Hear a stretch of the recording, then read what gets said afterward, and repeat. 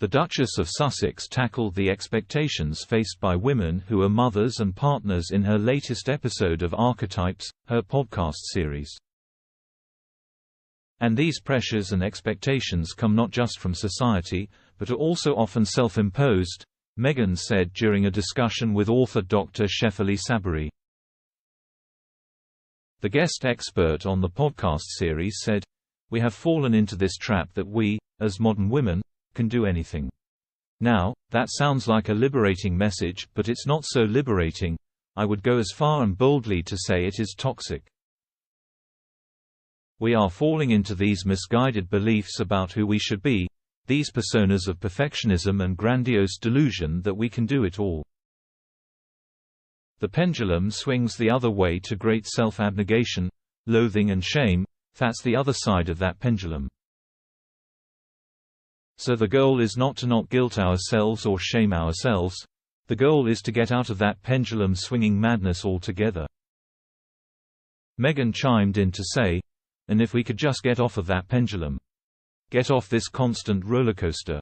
We can take Dr. Shefali's next piece of advice to heart." The author added, "Don't destroy your essence for this illusion of perfectionism or image of the good wife or good mother, because those are just images. The best mother and the best woman you can be is the authentic one, the one deeply connected to our own knowing. That doesn't take effort, that takes stillness, it takes quiet and relaxation." Most women in their 50s and 60s have learned this, and we want to share it with women in their 30s and 40s and say, "Hey, I overdid it. I burnt out. It got me nowhere. Thank goodness I am still alive to tell the tale. Don't do what I did. It is a pursuit of an illusion."